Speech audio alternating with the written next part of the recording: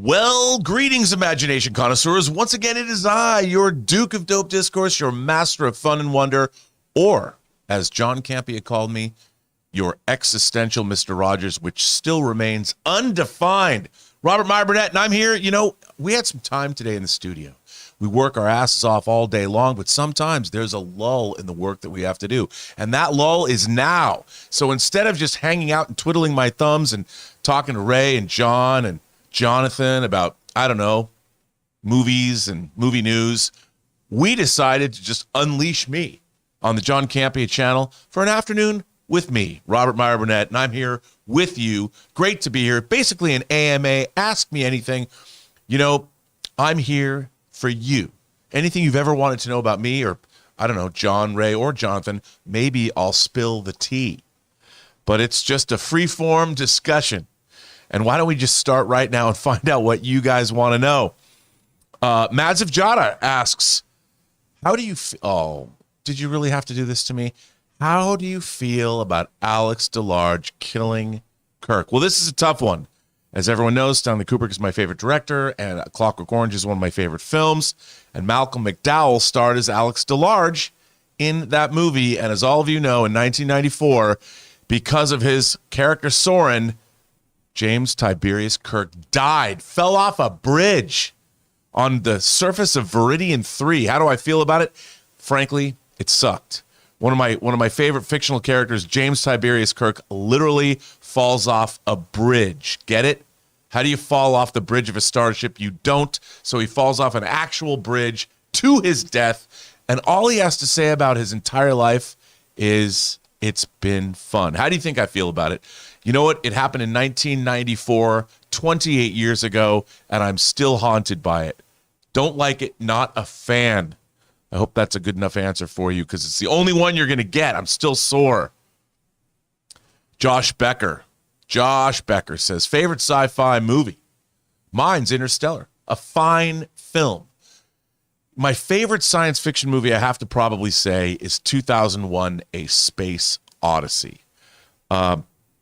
You know, I vacillate, but I think that's the one that, in terms of what science fiction is, again, another Stanley Kubrick film. He collaborated with Arthur C. Clarke, one of the great science fiction writers and one of the great minds of our time. He was one of the people that invented the communication satellite. So I think their collaboration brought a film that you know, it leaves one with something to ponder. It talks about where is humanity's place in the cosmos and what could be awaiting us out there. I've always loved the film. I've seen it in a theater in 70 millimeter probably, I don't know, 10 times, and it never fails to catapult me away, takes me away with my sense of wonder and about the cosmic infinitude of the universe. But Interstellar does touch on some of those same ideas. And I really like the physics in Interstellar, time dilation. Somebody said that I think Interstellar celebrated an anniversary either yesterday or the day before.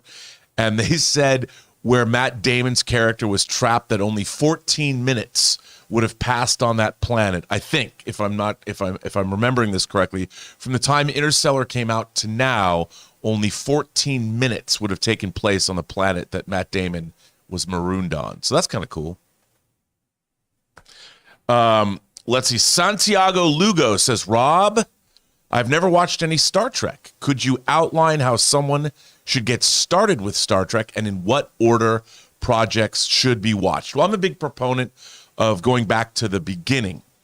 And I understand, here's the thing. You got to understand that Star Trek debuted in September of 1966. So normally I tell people to go back and watch the beginning. But it's hard for audiences of today to watch Star Trek now, obviously, because everything from the set design, the special effects, the acting is very theatrical, even the color. The original Star Trek series was a wash in color because at that time, a very small percentage of people had color television sets. So the reason that Star Trek was such a colorful show, including color coordinated or uniforms, tunics that were very gold, blue, and red, was because they wanted to sell color TVs. That was part of the color palette. But to answer your question, I would go back and watch the original. Don't watch The Cage. Everyone says, well, Rob, The Cage is the first. No.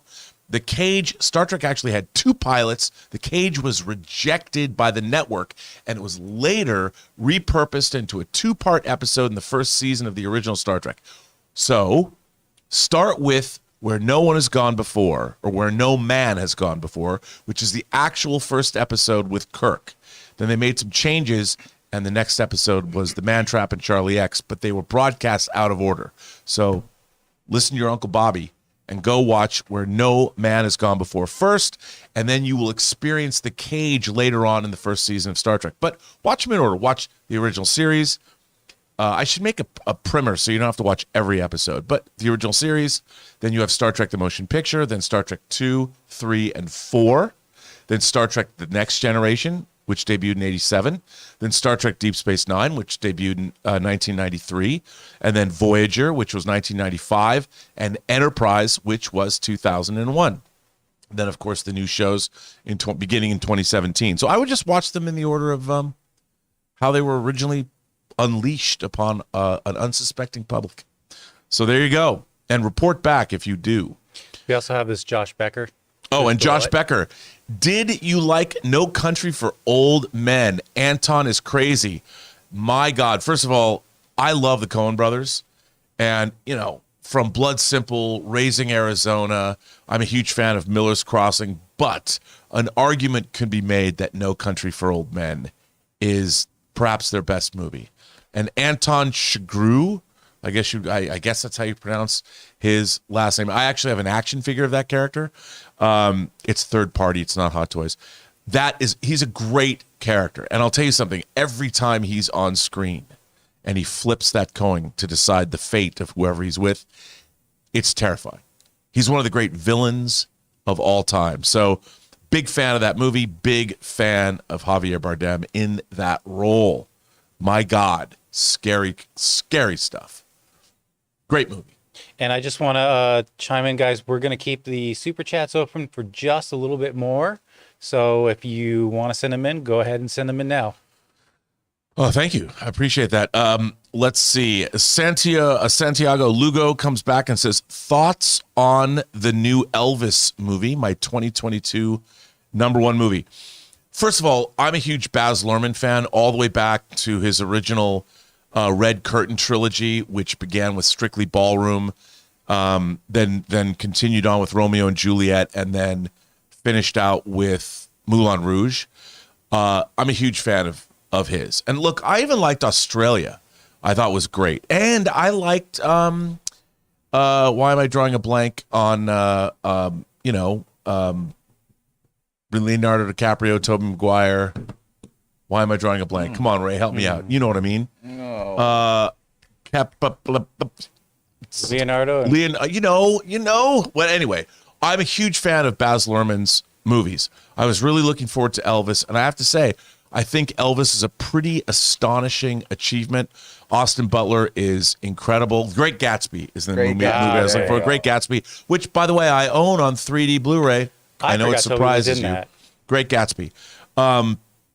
I really liked Elvis. I do think Elvis is too long, and I will say this. I'm a huge fan of Luhrmann's editorial style. It's very frenetic, but you have to, in order to edit a movie that way, you have to shoot it that way too, which he does, and it's amazing. I will say this. If I have a criticism of Elvis, I think it's a little too long, and the editorial style becomes a little pummeling after a while because it's so fast that it's just exhausting for the senses. But it's a beautifully made movie. The performances are terrific. I mean, what's not to love? It's an astonishing cinematic achievement. I just think it's a little too long, and it gets a little, like I said, a little pummeling. But I guess all of his movies could get that way. Is that Mike A? Mm-hmm. Mike says, caught up on Blackbird. And yes, Taron Egerton is my fan cast for Wolverine. He's got the build. Paul Walter Hauser is phenomenal in this show. Dude, that guy, he's got that same quality as the dude in Mindhunter. that at first I was like, what's with the delivery? But then as you get used to it, I am really loving Blackbird. It's, of course, based on a true story. And Taron Egerton, and the thing is, he's always working out, too. So the guy's got the guns, and I can only see him with those mutton chops now. To me, he looks, if you're going to cast Wolverine, and you know what else? He's got, this is going to seem weird, but he has the mouth. Like if you look at a John Byrne version of Wolverine, he's kind of got a wider mouth. He looks like he needs a cigar in his mouth, and I wish he would walk around and call everybody Bub, like, you know, Wolverine does in the comics. I think he would make a great Wolverine. But the show itself, man, I mean, what I really liked about it, even Greg Kinnear as the investigating officer is good. It's not too over the top. Like I thought, well, he's in prison and we're going to see a lot of prison fights, or it's not like that. It's more quiet and menacing. It's also Ray Liotta's last role, who I thought was really great. And I think the performances are great, and it's just really compelling and engrossing TV. I'm glad you like it. I thought it was great. I'm kind of sad it only has one more episode and then it's gone. But again, it's another win-win for Apple TV. Really handsomely mounted show, and it looks beautiful, very well shot. And again, great performances. Really love it. Is that Eliezer? Zalea? Eliezer Zalea? Oh, wait, hang on. It's just Shay. Shay just says, Wakanda Forever, 1 billion guaranteed. Well, Shay, I would have to agree with you. There's no reason to think it would make less than the first movie, except one big exception, which we all know. I mean, the absence of Chadwick Boseman as the titular character. But I have to tell you, after that trailer, come on now. I mean, that trailer was really impressive. And I think that if nothing else, the film looks incredibly interesting, really compelling, a lot going on. A lot of machinations happening. Where's Wakanda going to be during this? I want to know, obviously, at the end of the last film, Wakanda revealed itself to the world. How does that affect the land? I mean, do they have, like, travel packages for people to go to Wakanda now? And who's going to govern Wakanda? How is that going to work in the post snap environment? I don't know. I think that the trailer looked way more compelling than I expected it to look. I didn't know what I expected, really, but it looks terrific. And I'm sure from your mouth to Disney's coffers, why not $1 billion? But if nothing else, the film looks really interesting, beautifully made, and the acting obviously looks on point. So I'm really excited for Wakanda Forever. I think it's going to point to a different direction for the Marvel Cinematic Universe. Who knows where that direction is going to point, but I'm there for it, and I'm very excited. I think we all are here. You excited, Ray, for Wakanda Forever? Yeah, definitely. Yeah, the trailer was the best trailer I've seen this year. It's an incredible trailer. Sure. Very interested still to know the story, more of the story, but I'm not going to pry and try to figure it out. I'll wait for the movie to come Let it out. wash over you. Yeah. Kind of like the tidal wave that's going to get launched against Wakanda from an opposing side, perhaps. It is interesting, the competition it has and what's it going to be compared to, as in effects wise. Like, as me, I'm really hyped for all the water effects that we're going to get from Aquaman, Wakanda Forever, and Avatar. No, I agree. I mean, it is definitely going to be the season of water. Don't bet against James Cameron, though. No, He's been working on this thing for what, 10 years? You know what? Longer even. He's dreamt of it since he was what? A zygote. And in it the still womb. came out before the Flash movie comes out. Indeed. Eliezer Zalea, favorite Avenger outside of the OG Avengers? Ooh, that's a good question. My favorite Avenger outside, you mean the movie Avengers? My favorite Avenger, gosh, that's a tough one. I mean, I would have to say this. When I was a kid, even though he's not OG because he was introduced in Ultron, but as an Avenger in the comics, I really always loved Vision. Because Vision was very powerful. I liked the way he looked in the comics, and a lot of what went on with him. But I really like Vision, and I also like Quicksilver as an Avenger. So both of those characters they introduced in Ultron, I was really sorry to see Quicksilver go. And now I guess we don't know where Vision is in terms of White Vision or what's happening there. But I always liked those characters in the Avengers comics. And yeah, I mean, they're not old school. They're not the OG. They were introduced later. But I'm thinking comics wise, I know they were eventually brought into the movies, but they weren't part of the original 6. So I was into that. I like that. Those are my 2 favorite characters from the comics. By the way, one of my favorite comic books of all time is Avengers Annual 10, written by Chris Claremont, drawn by Michael Golden, and that was the first time that you meet Rogue. Rogue steals Carol Danvers' powers. It's great. Artwork is great. Not a very good cover, though. Logan James is at Canaston. It's just hard. I'm looking at a very small screen to read. Hey, Rob, I've started collecting Criterion, starting with Dead Men, directed by Jim Jarmusch. Do you have any recommendations? Thanks, man. Oh, man. Well, first of all, you can't go wrong. I mean, first of all, kudos to you for starting with Jim Jarmusch's Dead Man. I would say that means you have an eclectic taste in film. The Criterion Collection was introduced in 1984 on Laserdisc, and they released Citizen Kane and King Kong. One of the things I would say about Criterion is I'm a big fan of the fact that you can get movies from all over the world, and if you like movies like Dead Men, which is an offbeat film, it's hard to say.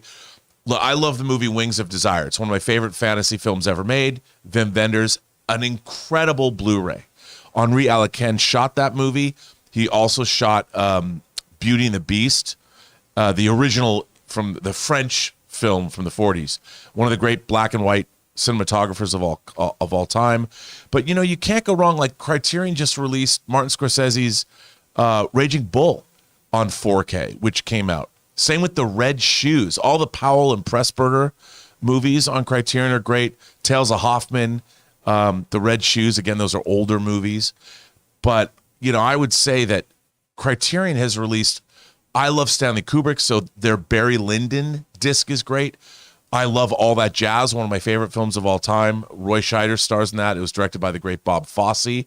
That is a great Criterion Blu-ray. I love they put out all the Fellini films on Blu-ray. Ingmar Bergman's movies are out on Blu-ray through Criterion. They did a great Bergman box set. I mean, but here's the thing. It just ended, unfortunately. But every 6 months, Barnes & Noble does a 50% off sale. And it's now gotten to the point where I wait for those 50% off sales to get, like, that's how I got the new 4K discs, because a lot of them have just come out. So I usually wait to get my Criterion stuff and my Criterion box sets when the Barnes & Noble sale happens. So it was in July of this year. So what is 6 months now? Probably November, right before Christmas, I would imagine. I hope there's another one this year.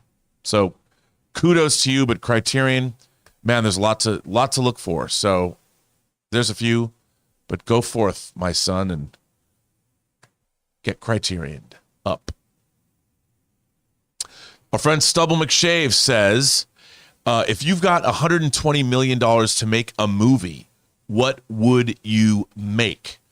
You know what I would make? If I could make anything, I would make, there's a book. It's a duology. Anvil of Stars is the second one, and the first book is by Greg Bear. The Forge of God and Anvil of Stars are two science fiction novels. I would not make The Forge of God. You don't need to make The Forge of God. It's a great book, but I would make the second book, Anvil of Stars, into a movie. And it would make also a great 7-year science fiction TV show. But I do think you could make it into a great film, and they've tried. I've read multiple scripts. Mike Medavoy's Phoenix Pictures own this, and people have tried. I've read so many different scripts, they just can't get it right. But I would make Anvil of Stars, probably. Or I wouldn't need $120 million, but I would take Donna Tartt, who wrote the book The Goldfinch, which didn't work out. Her first novel, The Secret History, that I once read Gwyneth Paltrow bought the rights to, 15 years ago. I'd make that book, Donna Tartt's The Secret History. That's what I would do. And because you already gave me the movie stubble, I'd already have $120 million. Even if it made no money, it wouldn't matter because you gave me that $120 million. So thank you very much. I'd make The Secret History and keep the rest to market the film. How about that? That's what I would do. Jamie Sundays says, bruh, what the F? Warner Brothers is tanking the DC EU. Scrapped Batgirl. This is crazy. I support the movie. Rebuild, rebuild, rebuild. Well, Jamie, I have to tell you, right before we went on, this story broke. I have not read everything about it. I just basically read the headlines. We will, I guarantee, we're going to make this one of the lead stories tomorrow on the John Campea Show. So tune in when we have more information about this breaking story. Craziness. All I know is this. I just feel bad for Michael Keaton. Michael Keaton's like, I'm going to come back as Batman in The Flash, and I'm going to come back as Batman in Batgirl. We're going to talk about it tomorrow. I'm crying on the inside for Michael Keaton. As I drive home when no one's watching me, then I'm going to cry for real and go play with my 6-scale Batman hot toy from 1989's Batman. I have a 6-scale Batmobile, and I'm going to go play with it this afternoon and cry. So tomorrow on the John Campea Show, you bet your bottom dollar we're going to talk about it. The Wookiee. The Wookiee's here. Would you guys ever consider doing a small tour? I saw you with, you mean John, I saw you with AMC Movie Talk a few years ago and loved it. Would love to see the show in person. Well, that's a question for John. We've had some people inquire about taking the show on the road. Hell, I think the John Campea Show live, we should make an international tour of it. Why just take it on? We should get a bus like Almost Famous and drive around. We'll have the big John Campea Show bus with that John Campea Show logo, and we'll stop. We'll do a whole bus and truck tour. We'll stop at state fairs. The office. Oh, wait, what's that? I think he means a tour of the office. Oh, a tour of the office. Yeah, I'm pretty sure he means a tour of the office. John says a tour of the office. Oh, I thought you meant like a tour, like we'd go on tour like a rock band. So much for my dreams. Thanks a lot. Anyway, it was a good idea. You know what? I'm sure John will absolutely allow us to make a tour of the office. We even have Taylor's working here. He can shoot it so John can be in the video. So I'll tell you, the Wookiee, it's a good idea. I guess see where my head's at. I'm ready to hit the road, but you just want to see the office. Well, we'll make sure. We'll get you there. All right. We'll get you there. Sounds all excited. Like maybe we could go on an international tour. And I could finally buy Japanese super robot toys while we do shows in Tokyo. That'd be great. Look how good of a producer I am. We're back to Amazing. normal. Rudy Zamora. Hey, Rob, if you could choose to be either the new shepherd of DC or Marvel Universe, which would you choose and which direction would you go? Well, you know what, Rudy? I got to tell you, I'd go with DC because there's more room to grow and more room to make your mark there. But what I would do is I would try and build in my mind, I'd want to say, okay, we're going to have a DC EU that we're going to build, but I would probably take 5 projects and make individual movies with the idea that if they worked out, kind of like what the MCU did, then we could then announce a film to bring those characters together. And, we'll see. But I would definitely, I would want to do Superman for sure. Batman, I would let other people take care of because we could use whichever iteration of Batman like Matt Reeves was doing. But I would want to take, and I'll tell you what else. I mean, I'd like to do, to go back and really examine, like Marvel does, what DC storyline should we concentrate on and have a plan and announce that plan and stick to that plan as the new showrunner of the DC universe. That's what I would do. Cody Carroll sends in a super chat and says, Indiana Jones plays no role in the outcome of the story. If he weren't in the film, it would turn out exactly the same if he weren't in the movie. Cody, respectfully, sir, you're wrong. And let me tell you why, first of all. Because if Indiana Jones was not in the movie, Tote would have taken the headpiece to the staff of Raw directly from Marion Ravenwood, and he would have had both sides, and he would have known, and take back one Kadam for the Hebrew God whose ark this is. He would have known that, and he wouldn't have been digging in the wrong place. So the fact that Indiana Jones was able to get the headpiece of the Staff of Ra delayed the Nazis from finding the Well of Souls, which is part 2. And John wanted me also to point this out. Indiana Jones does find the Well of the Souls even after, because he had the headpiece, the Staff of Ra. He was able to find that as well. So he actually found the Ark. Now, you could say that he doesn't affect anything, but I'll tell you, if Indiana Jones was not there at the end of the movie telling Marion to close her eyes and he closing her eyes, then no one would have, the Nazis, there would have been somebody to follow them. They would have got the well. They would have found that all the Nazis were vanquished. Other Nazis would have found the Ark and taken it somewhere. Indiana Jones makes sure the Ark is sequestered away in that warehouse. If he wasn't there, the Nazis still might have got the Ark of the Covenant. So at the end of the day, Indiana Jones did not serve no purpose. That Big Bang Theory hogwash, come on. Stop that. Stop that right now. Bill's HQ says, Rob Dog, what do you think of Thor Love and Thunder's Rotten Tomato score equaling that of The Dark World? I enjoyed Doctor Strange more, but it's way better than The Dark World. Look, here's the thing. I think that Thor Love and Thunder did not give the audience exactly everything that it wanted. And look, I loved Ragnarok, and I love Taika Waititi. I think he's a world-class filmmaker. I think that now that he has his Oscar, sometimes filmmakers do this. Steven Spielberg did this with 1941. You know, after Jaws, after Close Encounters, he was on top of the world. He basically got carte blanche to make anything at Universal. So what he made was 1941. Now, 1941, in my mind, is an overblown, silly comedy. I love 1941, but it's Spielberg indulging all of his instincts, and he didn't have to pull anything back.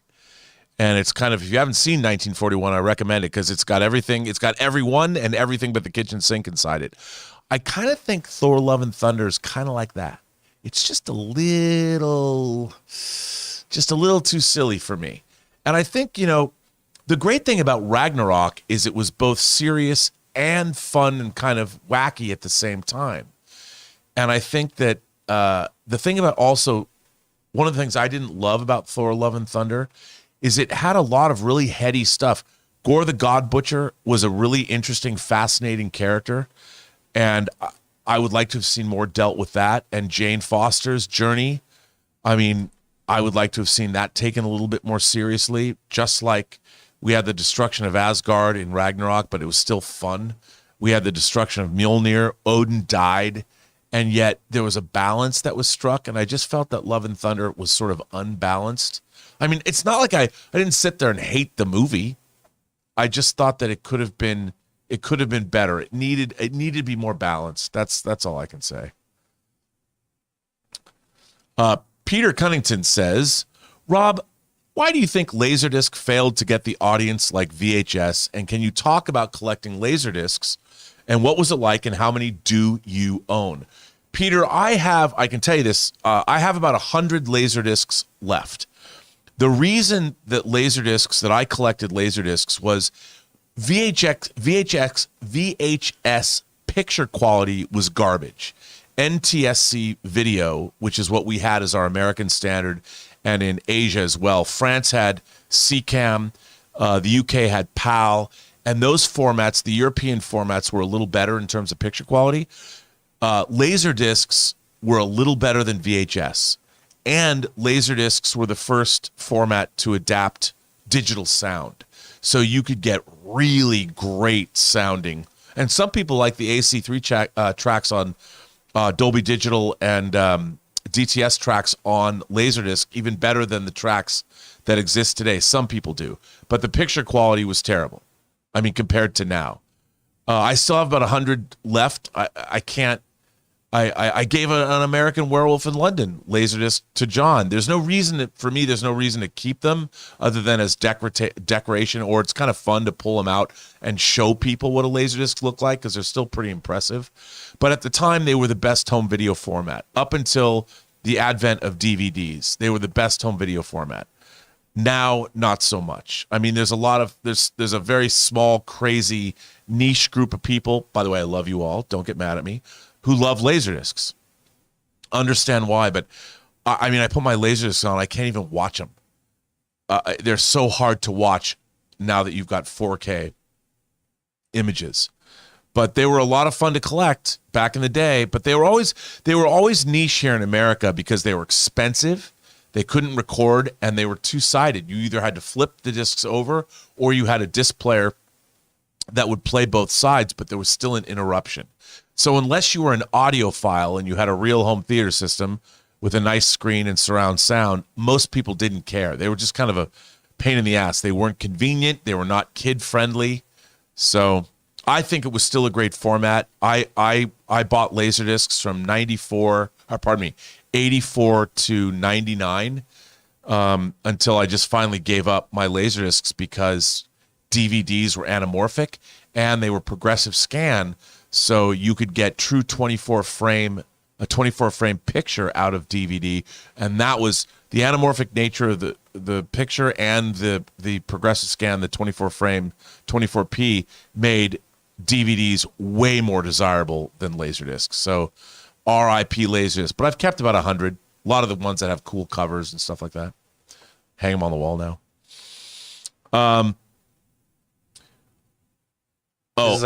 Here it goes. Part 2. Cody goes on to say, if he weren't in the film, it would turn out exactly as if he weren't in the movie. The Nazis would still have found the Ark, taken it to the island, opened it up, and everyone died just like they did.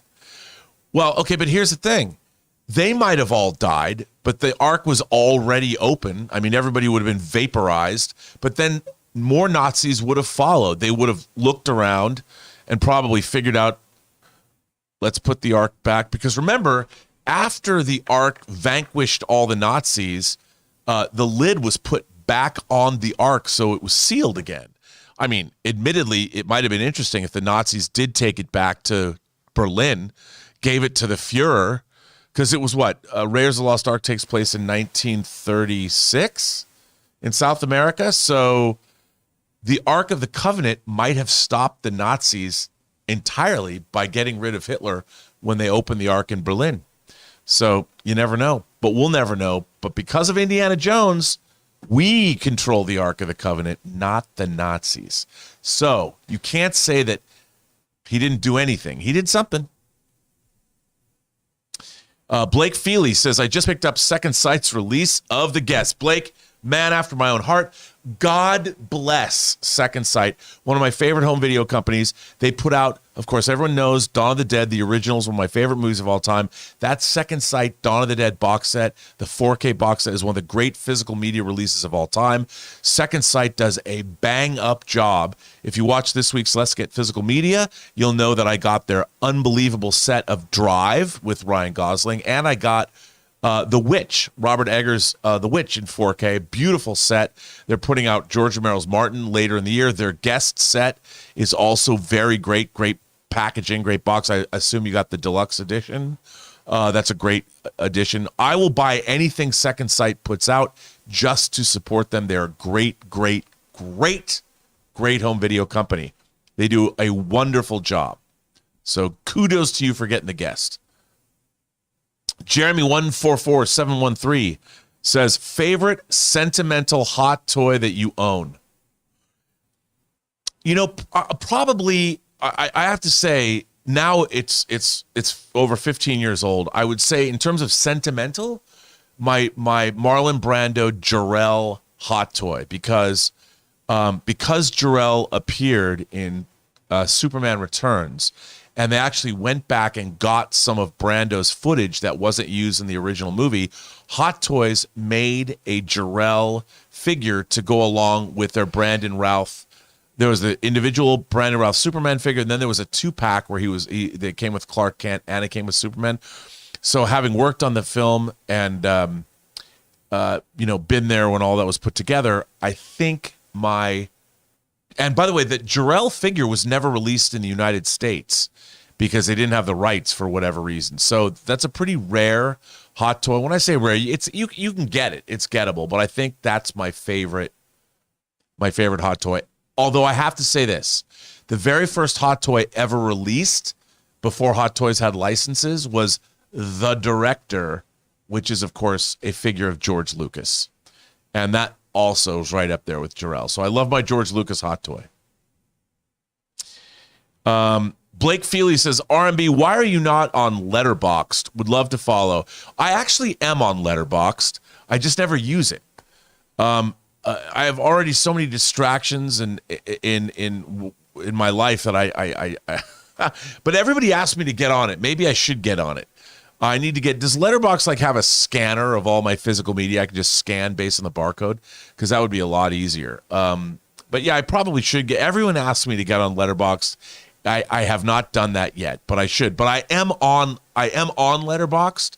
I think it's Robert Meyer Burnett or RMB.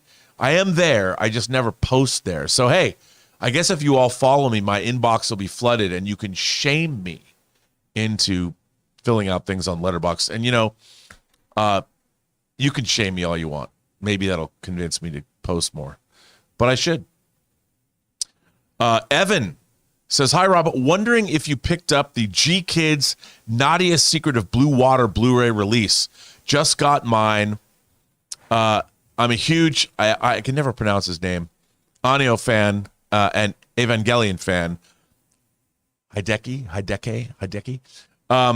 I am too, first of all, I have not got that set, but I did get the Blu-ray, the new Blu-ray of Evangelion or Evangelion. I love it. And it's great. That box set is really, really great. And yeah, I'm a fan, but I did not get that. I did not pick up that anime yet. But I think I will one day. I'll get it. Why not?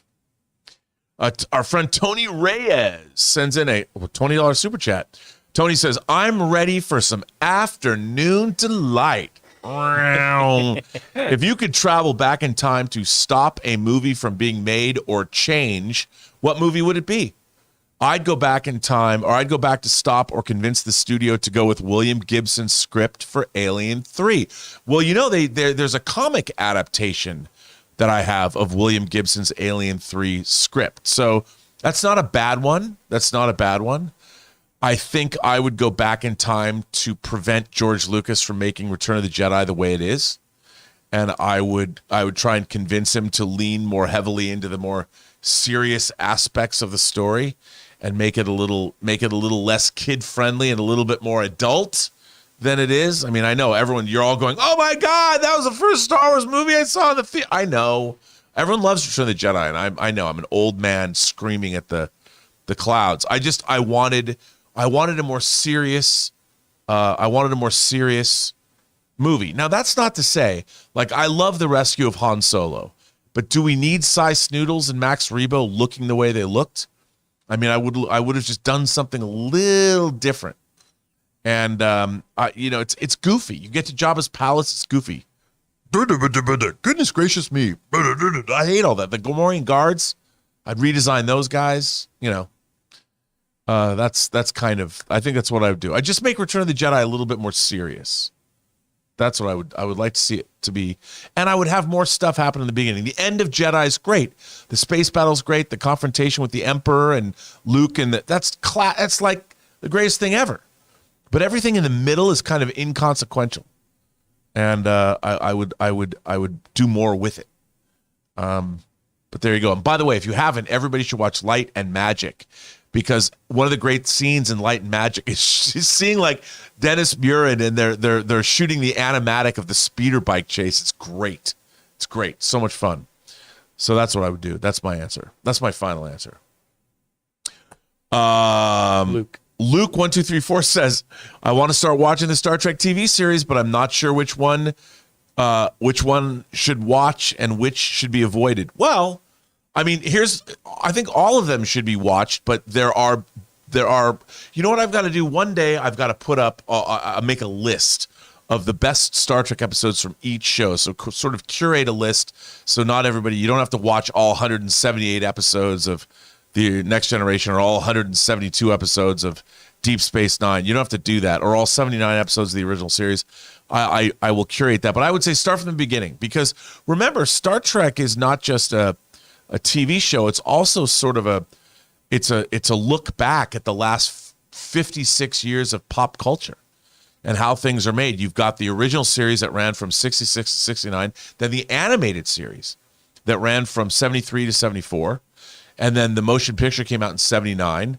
Star Trek 2 was 82, and you move up through the decades, and it's really interesting. Like in the 80s, when Star Trek when Star Trek The Next Generation debuted, suddenly they had a counselor on the bridge. Like mental health was important. So they added literally a counselor to the bridge crew.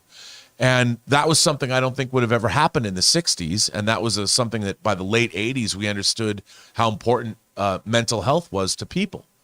You know, and as you move through Star Trek, there's all different kinds of characters. I mean, there wasn't any LGBTQ representation on Star Trek not directly, until Star Trek Discovery added not just LGBTQ characters, but we saw two characters in a relationship. Culber and Stamets are in a domestic relationship that you see them brushing their teeth together in the morning. You would never have seen that happen in the 60s. They couldn't do it. Standards and practices wouldn't let you. So not only, and Nichelle Nichols, who just passed away, it was really controversial that you had a black woman on the command deck, the bridge of the Enterprise in 1966. So Star Trek has done its part in changing, I think, our civilization for the better, to be honest. I just wish the stories were better in the modern age, but that's neither here nor there, and that's my own opinion. Don't get me started. Stub McShave says the Hyperion Cantatos, movies or TV. Okay, for those of you who don't know, if you want to read some of the greatest science fiction you'll ever read, one of my favorite writers, Dan Simmons, has written 4 books that are called the Hyperion Cantatos. There is Hyperion, Fall of Hyperion, and Endymion and Rise of Endymion. Now, you don't even have to read all 4 books. The Hyperion and Fall of Hyperion were written as one novel. It's an incredible. It's kind of like Chaucer's The Canterbury story, The Canterbury Tales, but in outer space. It's amazing. It's all about these pilgrims going to this planet to confront the Shrike, and who guards the time tombs. And you learn about all of their stories and why they're going and what the Shrike is, and it's an incredible science fiction tale. And should they be a TV series? I think that if you're going to do them correctly, yes. And then the second set of books, Endymion and Rise of Endymion, I think they should absolutely be a series, and shoot it all. Make each book take place over 2 seasons and do it for or 3 seasons or something. It should run like 8. Yeah, I guess 2 seasons and make it 8 seasons of TV show. Yes. Cash. Hey, Rob, what are your thoughts on Kevin Williamson? Well, I got to tell you, I did a terrible thing. So Kevin Williamson wrote I Know What You Did Last Summer. And when I won a Saturn Award, it never occurred to me that Kevin Williamson presented me my Saturn Award. And I get up there at the Saturn Awards, and I'm making a speech about how we should make original films. You don't want to make I Know What You Did Last Summer 8. And Kevin Williamson handed me my Saturn. To this day, I like Kevin Williamson. You know, the Scream franchise, all that stuff. Hey, why not? And he's been much more successful than I have, and he's done a lot of great stuff. So I like Kevin Williamson, and I like that. I like his sort of heady mix of youth-oriented horror and irony, and his modern take, his postmodern take on things. So I'm a fan, and I'm still to this day embarrassed whenever I hear his name because I was a douche in front of him. Yeesh. But by the way, Mick Garris came up and explained to me what I'd done. So kudos to Mick Garris, one of the nicest men in Hollywood. So thank you, Mick. Chef Rigo. Chef Rigo says, Rob, happy to see you yesterday. Dude, I was happy to eat your food yesterday. Hope you enjoyed. What's your most expensive hot toy? And do you remember your first hot toy purchase? My most expensive hot toy has got to be the Hulkbuster, because it was what, $1,400 or something. That's the single most expensive hot toy. Worth it if you want it. Here's how I discovered hot toys. Back in the mid-aughts, I didn't realize that the director that I had bought, the George Lucas figure, was, I mean, Hot Toys was like a third-party figure. It wasn't licensed. So Hot Toys put out the Predator and Alien, and they were called action figure kits, where you bought them, but you had to put them together because other companies had licensed action figures, and they came in like these bigger boxes, and you'd get them like the Predator, for instance. You put the Predator together, you had to put that like mesh suit over him, and it was a pain in the ass because you were going to tear. It was kind of fragile. So that was when I first bought, and this had to have been 2004, 2005. So Hot Toys they've been around. They've been selling licensed Hot Toys for the better part of 17, 18, 19 years. So that's when I've been buying them ever since. So yeah, they started out as action figure kits. Like they put out a whole series of Alien Space Marines, but they didn't have the likenesses. So the figures were great, but no one really looked like themselves. And yeah, hopefully, I don't know why they haven't released or re-released the Space Marines, probably because they still haven't paid for the likeness rights. But yep, back in the day, Hot Toys have been around for almost 20 years. Yeesh. Tim Platt says, if you had to watch one and only one forever, what do you pick? Airplane, Blazing Saddles, Holy Grail, or Spaceballs? Bruh, that's a rough choice. You know what? My first inclination would be to pick Airplane. But Blazing Saddles, I wouldn't pick Spaceballs because it's too specific, I think. Because it is a parody of although they're all parodies of something. God, that's tough. I would go Holy Grail. I was going to say, you know what? Jonathan's right. You know what? With Monty Python, the more you watch it, the more you just find these nuances every time. Yeah, I think of you know what? Jonathan's right. Monty Python and the Holy Grail. That's what I'm going to go with. Not to say that you pick four of the greatest comedies of all time. Of them, yeah. So, but I'm going to go with. I think Jonathan's right. John Campea, ladies and gentlemen. Breaking, the Quentin Tarantino movie, Star Trek movie, is back on. No. You're kidding. No. What a day for news. Okay, I am kidding. I saw him kidding. Oh. What? My heart just skipped a beat. Why did you do that to me? Wow. Oh, man. You know what? Oh, man. Now I gotta get composure. This is how I'm treated. Everyone makes fun of me. I believed it. Wow. I bought it. I bought it too. It really did. I would like to see that.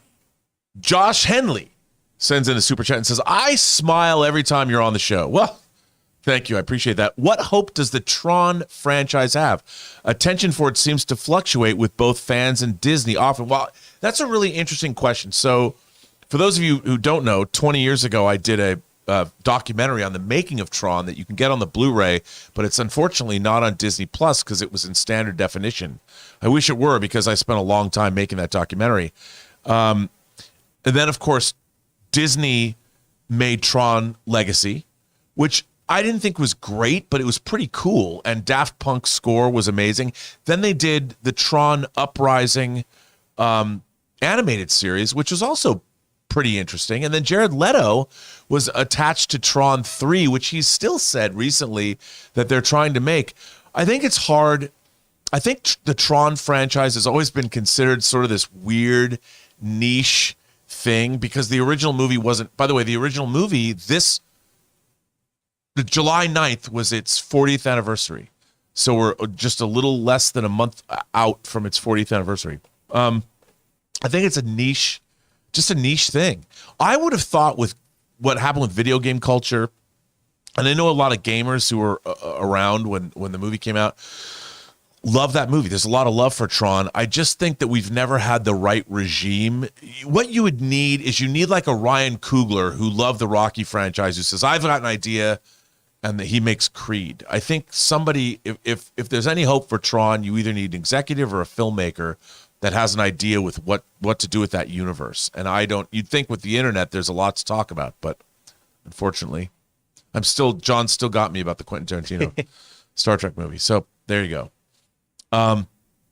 Brandon Nezamuddin says, why would WB cancel Batgirl if they already spent tens of millions of dollars on it and already shot the whole movie? I can't wrap my head around it. Well, Brandon, as I said, I don't know enough yet. I know it's breaking news.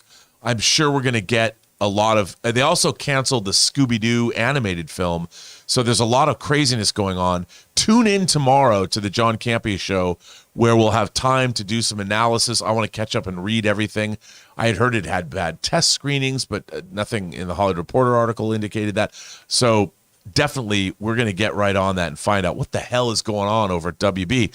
Or is it just a case of the axe of Zaslav falling? I mean, if true, David Zaslav has no problem just getting rid of a $90 million movie. Kabam! So tune in tomorrow. We're going to find out more about it. I don't know enough about it to comment on it now because I haven't read enough. But my God, breaking news. Woo! I feel sorry for Michael Keaton and everyone else. That very talented actress who is in The Heights, whose name is eluding me right now. Anthony. No, the girl who played Batgirl. Oh. No, and what a bummer, because I really wanted a hot toy of her in that suit. Now it's never going to happen. Jerome says, what would it take for you to stop hating Danny Stevens?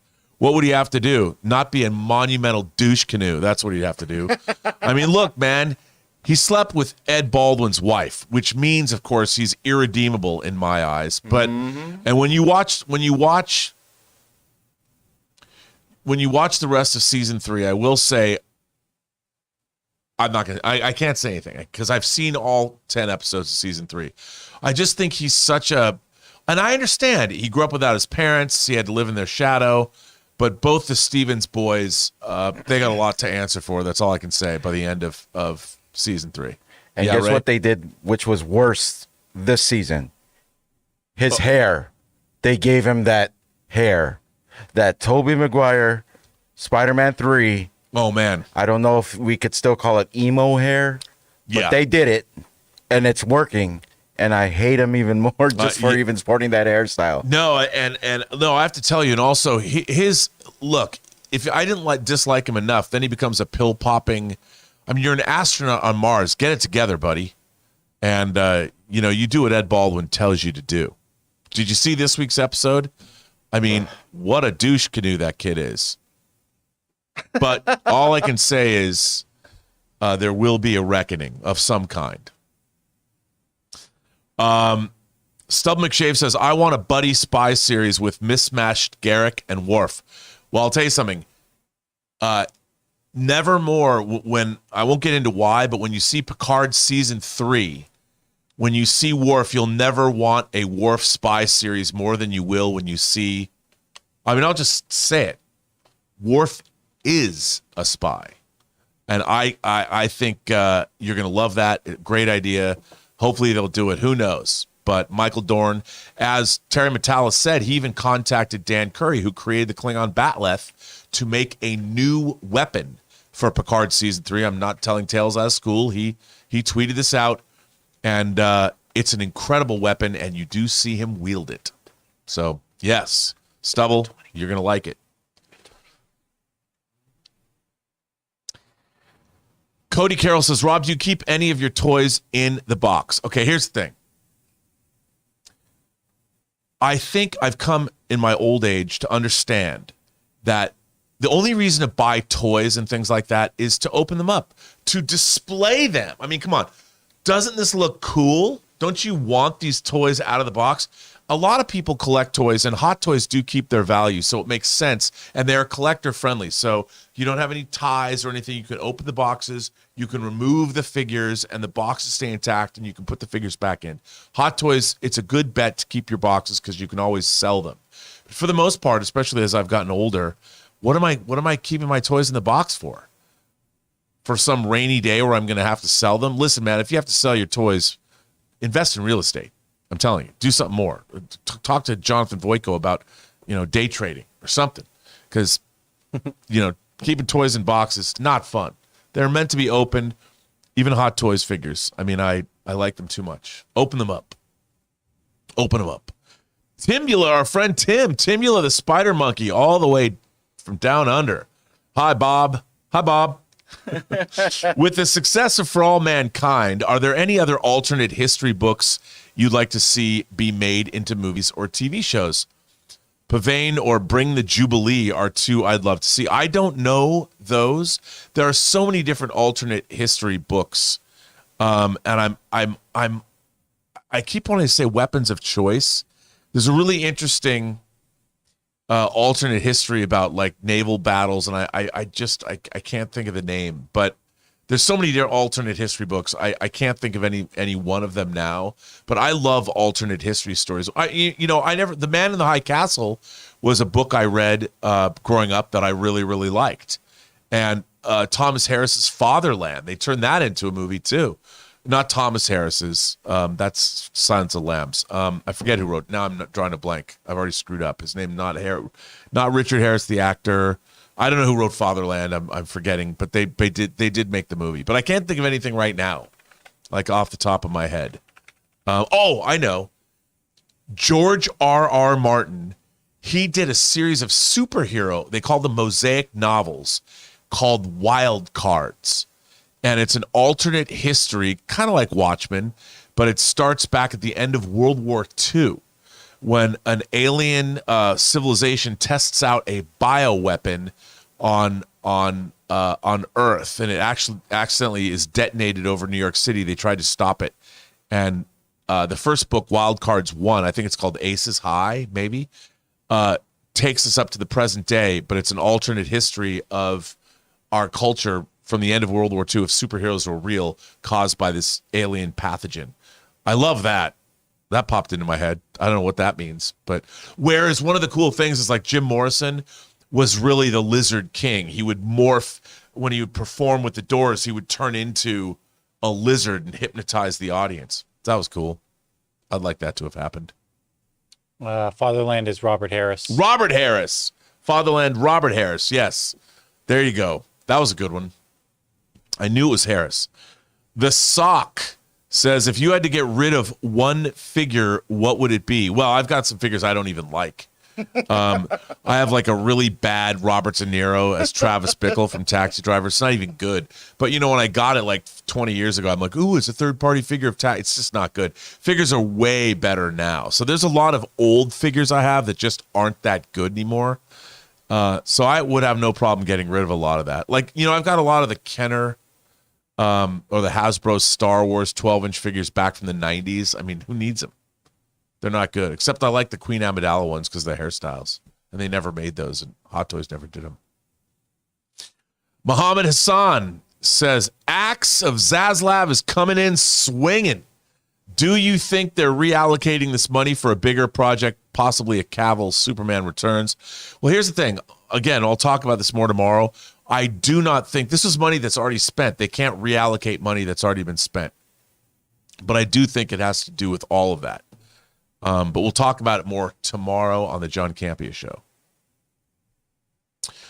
Josie Reviews says, what is your favorite Blackpink song?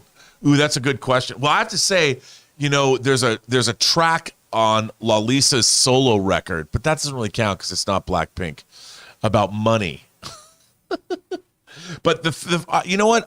I have to say that the first time I ever heard Blackpink was Boombaya. And I didn't know really anything about K-pop. I mean, I knew BTS and stuff, but I didn't listen to K-pop. And I used to DJ a little bit in college. And when a friend of mine sent me this song and said to me, this is like something you would have played when you were in college. And it was really the first time I'd actually listened to a K-pop song. And that's when I sort of developed my love of Blackpink. And I love the production of it. And that was not just my first experience with Blackpink, but with K-pop in general. So I'd have to say, or Boombaya is my favorite, only because that was the first. It was my first Blackpink song. Eric Gordon Berg says, Rob, I'm a composer. When can we work together? Well, if I'm making something, when if I was making something again, I have worked on projects where we've had composers send in work. And so for those of you who don't know, like if you're looking for a composer for an independent project and you're looking for somebody new or something, what you do with composers is you send out scenes. You know, you'll finish a scene and you'll send a scene out without music on it. And you put it up and composers can temp score the scene. And that's how you find composers. And I've done that a number of times in my career. And it's really fun to do that because you get to hear such diverse takes on what one scene is. And sometimes composers will do things when you do that. They'll do things with music that you weren't expecting. And they've plussed what you've done. And if that happens, that's the best thing in the world. When somebody takes something that you've done and adds to it, makes it better in ways that you couldn't have imagined. And I love that. And that's true also of auditions. When you're auditioning actors, if they do something, I'm not saying you should change the lines. Don't be one of those people yet, unless you have permission to do so. But there's nothing better than watching an actor take dialogue that you've written, perform it, and give it a zhuzh or something that makes it sing the way you hadn't even imagined. And when that happens, it's truly magical, and it makes the casting process a lot of fun. Same is true of composers. Tim Platt says, I was out in the Seattle area last summer visiting my brother and got to go whale watching. One of the coolest experiences I've ever had. Got any recommendations for the next time I'm out that way? Well, look, there's so many things to do in the Seattle area. If you can, one of my favorite things to do in Seattle, as a matter of fact, it has to be happening this Sunday. The first Sunday in August is always Seafair. Although, you know what? This might have happened on this past Sunday. I'm not sure. It happens, was Sunday August 1st? No, Monday was August 1st. They might have done it on July 31st. They might have had, I don't know yet. But Seafair, the unlimited hydroplane races. If you haven't seen unlimited hydroplane racing, they're boats that go 200 miles an hour. Imagine, and they race. And they race in Lake Washington. And I grew up going to the unlimited hydroplane races. They're amazing. You can hear them from miles away. They have these giant engines. It's like watching spaceships fly on water. It's unbelievable. So go to Seafair. I think it's happening. If it didn't happen July 31st, it's this coming weekend. It's worth it. Just look up unlimited hydroplane racing on YouTube. There's a lot of stuff to look at. It's incredible. Go up for Seafair because it's a lot of fun. Callum says, do you think Shatner's Kirk will come back in future Star Trek movie? Well, William Shatner's 91 years old. I can't believe it. Canonically, he died. I mean, he died in 1994 in Generations. So if they brought him back, I mean, they could de-age him. I don't, as much as I love William Shatner, I don't know if it would honor the character to bring him back. I mean, it would be cool to see Shatner, but at 91, you know, when Jim Kirk died canonically in the Star Trek universe, he was pretty still virile. Not that William Shatner, I mean, the man went into space at 90. He could do it. I don't doubt he could do it, but should he?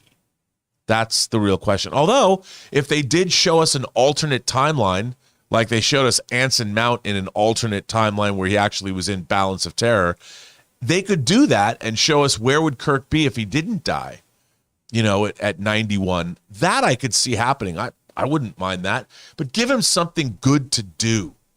You know, even when they brought back DeForest Kelley at the first episode of Next Generation in Encounter at Farpoint, he was like 137 or however old he was. And I love his line. He's like, what's the problem with not having died? You know, I love that. If they did that with Shatner, I'd buy it. And it could be good as long as it was well written and presented him in a fine light. Arjan Athwal says, what a cool name. Hey, Rob, what do you think the reasoning is behind Disney seeming content to keep making Star Wars on Disney Plus and not on the big screen? Well, I think, look, it's more. So here's the thing about streaming services. The streaming services, you know how many subscribers you have. You know how many subscribers are going to pay that month, because sometimes you get free deals. Like if you buy a computer, you get, say, a free year of this. But for the most part, they know exactly how much money they're getting in. And if you were to say, look at a Star Wars movie, look at the spread in terms of dollars on the money spent to the return on the Star Wars sequels. J.J. Abrams' The Force Awakens made $2 billion. Last Jedi, I think, made $1.3 billion. And Rise of Skywalker barely eked out $1 billion. So there's almost $1 billion spread between Force Awakens and Rise of Skywalker. Well, you can't plan on that. And when there's that kind of disparity, that is not great for business. But on a streaming platform, when you know how much you're making every month and you know how much you have to spend every month. So I think the reason they want to keep it, first of all, you keep the costs down and you know what the return's going to be. There's a lot more stability in terms of what income you're taking in.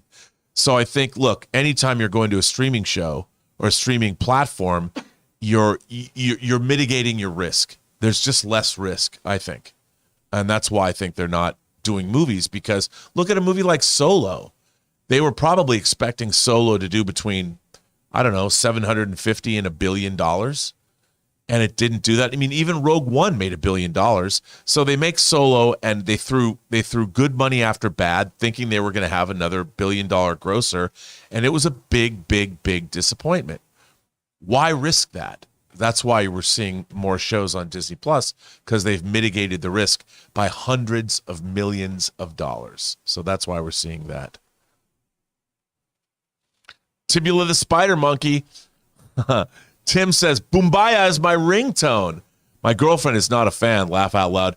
No one's girlfriends are fans of Blackpink if you knew about them first. I mean, look, I'll admit it. I mean, they're all in their mid to late 20s. But it's still a little creepy for a guy like me to admit my love of Blackpink. I could be their grandfathers. Maybe not their grandfathers, but it's a little weird. You know, and if I listen to Blackpink, I have to just pretend it's because of the music. Late night alum says, Rob, you're now the showrunner for the next Star Trek show, but it takes place on Ferenginar. What is your vision for that show and what's the plot? Well, dude, you're just throwing this out to me. Actually, you know what? Ferenginar, for those of you who don't know, that's the Ferengi homeworld. I would do Succession.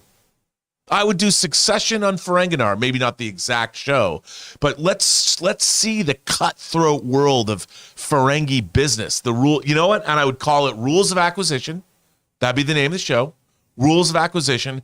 And it would be about the cutthroat space business of probably 4 prominent, make it like Game of Thrones, but in the world of economics on Ferenginar, you know, and maybe the Grand Nagus was manipulating like the Padishah Emperor in Dune. As a matter of fact, that's what I would do. I would just rip off Dune. I'd call it Rules of Acquisition, and it would be the Grand Nagus pitting the 4 most powerful families on Ferenginar against one another to control business, control profit. Look, that's pretty good, right? Come on, give it up for old Bobster right here. Being thrown this is a good show. You'd watch this show, although it'd be expensive to make because you'd have to do all the prosthetics. But I think that's a good show. There you go. I came up with that show on the fly for you. That's a good one. Rules of Acquisition. It's a Dune-esque show on Ferenginar with the Grand Nagus manipulating 4 great families to get rich or whatever. We have to work it out. Jonathan Schultz says, being from Seattle, what is your favorite band to come out of that city? Mine is Pearl Jam. I've been a super fan since I was 12. Well, you know, I actually wanted to make a movie based on a book written by a local author called Nevermind Nirvana. And the central theme of that book was, what kind of person are you? Are you a Nirvana person or are you a Pearl Jam person? But other great bands that came out of Seattle, Mother Love Bone, Soundgarden, you know, my friend Barty Martin, who lived around the corner from me, Candlebox. You know, there's a lot of good bands out there. But I have to say, pre-grunge, because I grew up with them and I love them. I mean, you can say Hendrix if you want. Heart would probably, not late Heart, not like, I'm talking Barracuda Heart, I'm talking Crazy on You Heart, I'm talking Magic Man Heart, Dog and Butterfly Heart. Early, well, let's say mid 70s Heart was probably my favorite band because I grew up with them.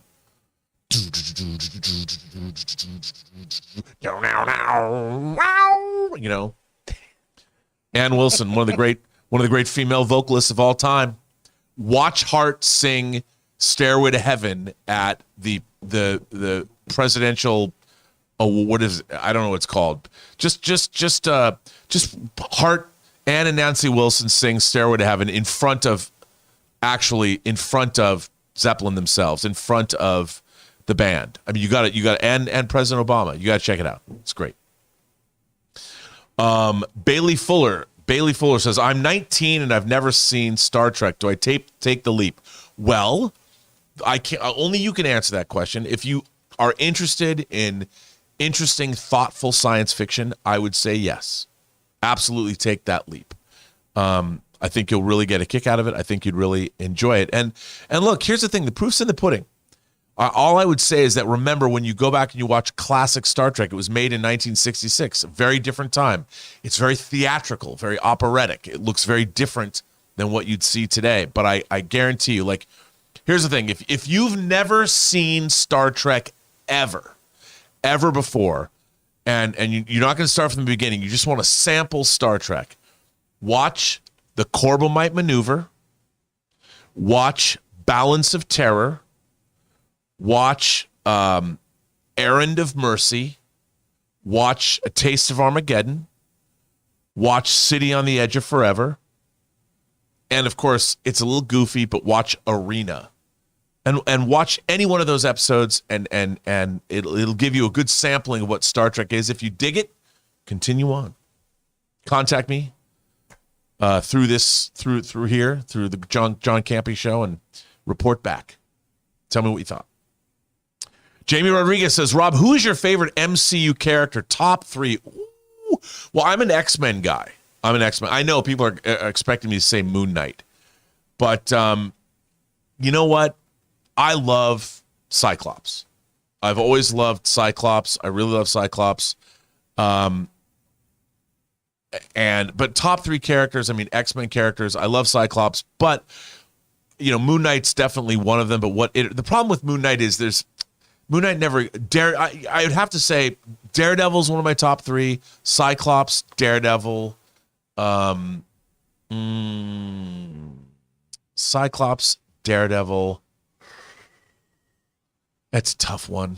Probably Captain America. I know it's kind of boring to say that. But, you know, I remember reading Ed Brubaker's, I bought the omnibuses, and one day I sat down and read all of Ed Brubaker's entire run of Captain America. It was the Winter Soldier. It was, it had Secret Invasion as part of it. And I just loved it. And I was like, man, you could tell some really awesome modern Captain America stories. But anyway, yeah. Cyclops, Moon Knight, Daredevil. Most of the X-Men I'm a fan of. I love Storm.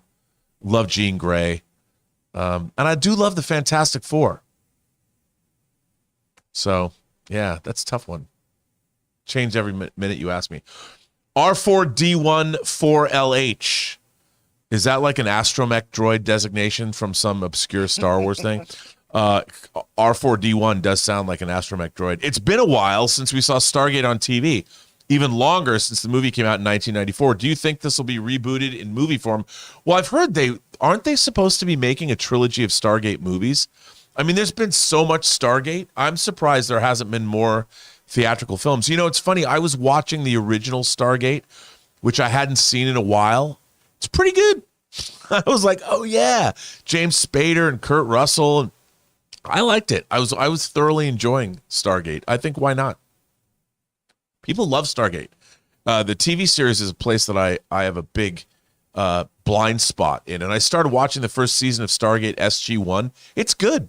I really liked it. I really was enjoying it, but it was daunting because how are you going to watch like 10 seasons of it? Then Stargate Atlantis, Stargate Universe. But I liked what I saw. I thought it was really, really good. It was different than I thought. It was. I liked all the mythology. I like the lore of the show, not the mythology, but the lore, which is good. S Vane 86. Is it Vane? S Vane 86. Have you seen the Irish romantic horror comedy Extraordinary? I have not. Saw it at a Norwegian horror festival a couple of years ago. It's really great. I will put that on my list. I love horror comedies. Extraordinary. I don't know this movie, but I want to see that. Now that I love that you saw an Irish romantic horror comedy at a Norwegian film festival. I think that's outstanding. I need to find this out. I need to watch it. Captain Mexico 21 says, in one of She-Hulk's featurettes, they show a poster advertising as Abomination as a life guru. Is that true? Are they about to Professor Hulk him? I hope not. Well, look, I mean, we saw Wong and Abomination fighting in Shang-Chi. I don't think so, but you know what? When someone's not the Abomination, what do they do for money? You know, just because you're a superhero or a crazy supervillain doesn't mean you just rob banks. You got to have a job. When you're not abominating, what do? Why not be a life coach? I mean, that doesn't surprise me. That sounds like it fits right in with the She-Hulk series. I mean, it sounds good to me. I'd totally watch that show. I'd watch the Abomination as life guru comedy. Maybe they'll spin that off from She-Hulk. I'd watch that. Ray, would you watch that? Yeah. See? Ray Ora would watch it. Why not? Should have a new segment called Ray Ora Would Watch It. Yeah, Ray Ora would watch it. Arjan Athwal says, what did you think of Nope? The first two acts were quite good in my opinion. However, the last act almost completely ruined the film for me. Yeah, in a way, I liked Nope, but I didn't love Nope. I wanted to love it. And I think its third act did have some problems. I think structurally the film had some problems as well. Look, I think that Jordan Peele, obviously, he has a lot on his mind, and he's delving into certain social issues and certain history with his work. I thought in Get Out, it really gelled really, really well. I loved Get Out. And in the best tradition of Rod Serling's original Twilight Zone, Get Out was perfect. But I think John said it on the show. He said that he thought Nope was right in between Get Out and Us, and I totally agree with that. I think you're right. It just doesn't hold together, and the third act is weak. But still, I really enjoyed it. I thought it was really thought-provoking and compelling. I didn't hate it by any means. I mean, I really enjoyed watching the film. As a matter of fact, I was going to go see it again the other night. I think I will. Jerome says, do you like the Heroic Trio and its sequel? You know what? I don't think I've seen the sequel to the Heroic Trio. I own the original Heroic Trio. I haven't. That's one of the Laserdiscs I still own. And you know what? I'm just drawing a blank. Hey, Ray. Yeah. What is the name of the Heroic Trio sequel? Can you find out for me? Yeah. Jonathan? I have the Heroic Trio. I don't know if I'm drawing a blank on the sequel. But I like the Heroic Trio. I thought that was a great, female-led. Executioners? The Executioners, that's right. There you go. I do not own the Executioners, but I have seen the Executioners, and I like them both. Come on, man. One of the things about Asian action is that they never have shied away from female protagonists. That's why I always thought, I've never had a problem with strong female protagonists because I grew up watching ass-kicking Asian women in martial arts fantasy films. So, yeah, I love all that stuff. And it's funny because I just put Heroic Trio, my Laserdisc, into it. I have these frames, these like LP frames that I've been putting my Laserdisc into because I've been hanging them on the wall. I just did that with Heroic Trio. So, but I don't have I never owned the Execution. See, now I'm going to have to go get it. And I only own the Heroic Trio on Laserdisc. I probably haven't watched it since the mid-90s. I got to go get it again. See what you just cost me money. And then I can talk about it on Let's Get Physical Media. Let's Get Physical. See, I have to see. Can you even get Heroic? You must be able to get Heroic Trio on Blu-ray somewhere. And now I need to find out. I need to know. Probably 88 films or something. Or you can get the Hong Kong discs. J Master, one of two. On July 28th, The Hollywood Reporter broke news that Oscar-winning Coda actor Troy Kotsur is attached to star and executive produce the Disney Plus series on the true story of the 2021 Cubs football team, where a deaf team had an undefeated season and earned a spot in the California State Championship game for the first time in its school history. Kotsur will play the team's coach. Well, Jay, there is nothing I like better than sports stories with underdogs triumphing. It's one of those, it's a subgenre of things I just love. I will totally watch the hell out of this. What a great story that is. I mean, first of all, if you can't hear, how do you know in the quarterback? I'd love to know how they're going to, what cues does the quarterback use to tell the team when he's going to hike the ball? That I want to know. That alone would make me watch the film. But it sounds great. What an inspirational story. So good for Troy to parlay that success in Coda to something like this. What a great story too, by the way. I'm in. Count me in. Our friend Alexander Wilson says, shout out from your biggest fan. Don't forget, you sneak dissed TNG and Free Enterprise. Tell us about that. Okay. Even Elizabeth, Alexander, this morning, Elizabeth was giving me shit about this very thing. And I'll explain what Alexander says. Yes, in Free Enterprise, a character says they effing hate the next generation. It was a line of dialogue in a movie. It was not my personal beliefs. It was a line of dialogue that a character sneaks in to the film.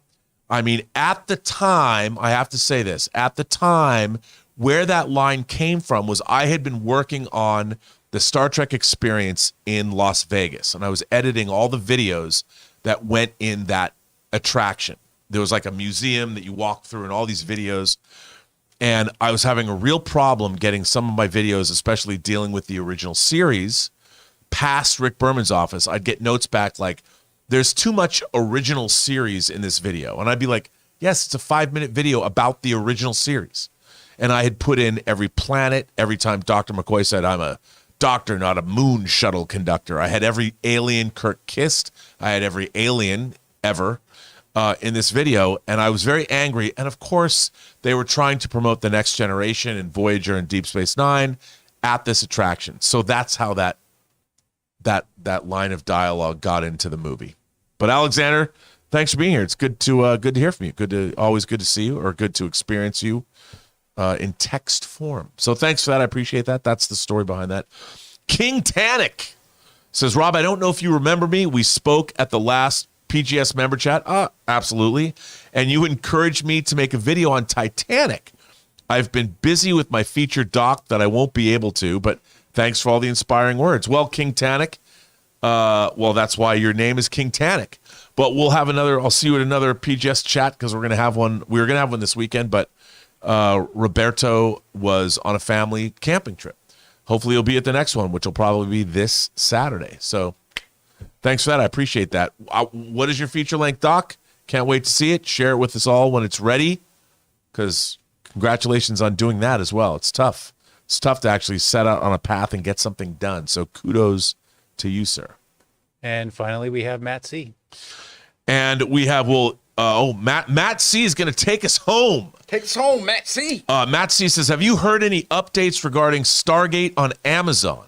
With Brad Wright's script already written, I'm hoping for a continuation of the TV universe. Well, Matt, you and another viewer today with Stargate on the brain. I don't know, but so I'm not wrong in thinking that they did talk about new movies getting made. I haven't heard anything about it, but if it's involved in Amazon, I would imagine now that Amazon owns MGM, which is where the Stargate franchise wound up, I would imagine it might actually happen. So that's pretty exciting. I don't know. I haven't heard anything about it, but that doesn't necessarily mean anything. But hey, maybe we'll find out something soon. Well, that ends this crazy little impromptu afternoons with me. I want to thank everybody who tuned in. Most of all, I want to thank everybody who supported this channel via those super chats. Thank you so much. We here at the John Campea channel appreciate all of that. I had a lot of fun. Thank you so much for such great questions, very compelling questions, a lot of fun questions. For those of you who wanted to know, obviously we don't know the Batgirl story is a breaking story. I can guarantee you that John is going to pick this as one of the lead stories for tomorrow's John Campea Show. Please tune in tomorrow. I can't wait to talk about this. The axe of Zaslav is fallen. I mean, when we started talking about it, we had no idea how far and how deep that axe would penetrate. I don't think this might be unprecedented. So tune in tomorrow. We're going to talk all about it. My name is Robert Meyer Burnett. You can always find me every day on this channel doing mailbags, being on the John Campea Show. You can find me on Instagram at rmburnett, find me on Twitter at BurnettRM, or find me at postgeeksingularity.com. Once again, thank you from all of us here at the John Campea channel. I want to thank Jonathan Voico for producing this impromptu show and hanging out. And also I want to thank Ray Ora for being my spirit animal. He's 1 year older. Ray Ora is now the answer to life, the universe, and everything. He's now 42. And if you've read Hitchhiker's Guide to the Galaxy, you know what we're talking about. So thanks, everyone. This was a lot of fun. Thanks for tuning in. Maybe I'll do it again, or maybe John will send me packing. We'll see.